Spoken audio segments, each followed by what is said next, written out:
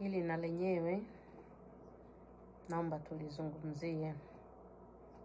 Yamkini linaweza likakukwaza ama likawakwaza watu, ila linatakiwa lizungumzie kwa kuwa ni tatizo.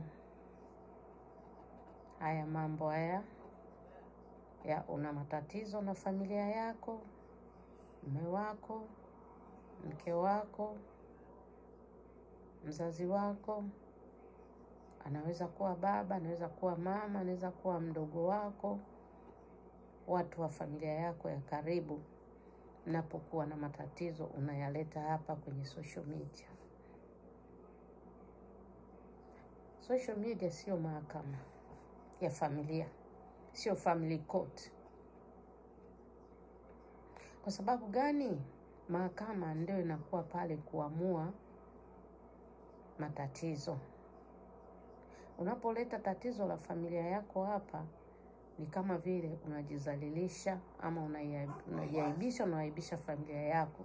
Kwa sababu kila familia ina matatizo.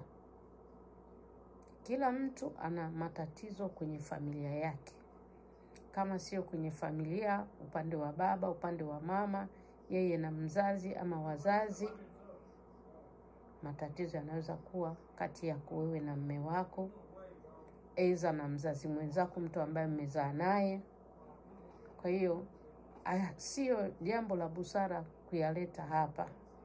Kwa sababu gani? Wakati mtakapokuwa mmetengeneza, kwa sababu kila kilicho na mwanzo kina mwisho, itafika mahali hayo matatizo mnaweza mkayasuluhisha yakaisha. Sasa inakuwa aibu kwa yale yote uliyokuja na yasema hapa na yaongelea hapa kwenye mitandao, inakuwa aibu.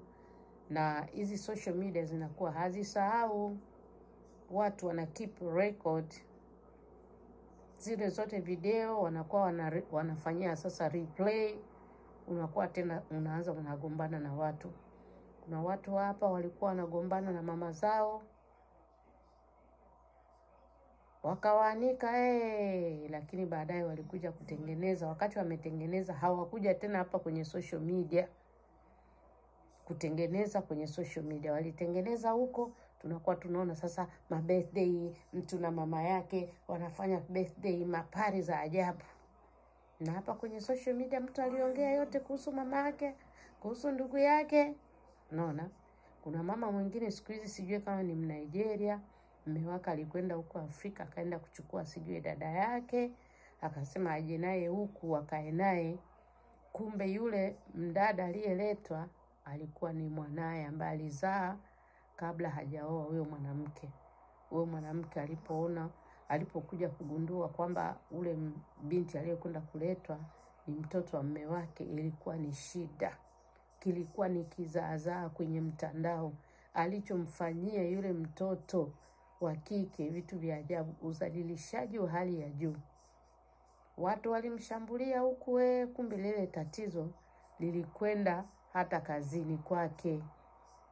Ikaonekana kwamba yeye, nafikiri alikuwa anasoma mambo ya unesi, wakaona kwamba yeye hafai, na watu wanaohusika na masuala ya watoto wakaingilia mambo ya child protection. Ikaonekana kwamba amemzalilisha yule mtoto, amemtraumatize. Ilibidi yule mama tena akaende kutengeneza, akaombe msamaha yule mtoto wa mume wake.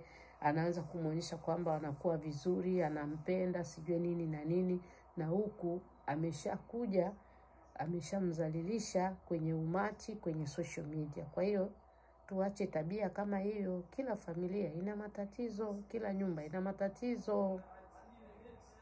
Asante.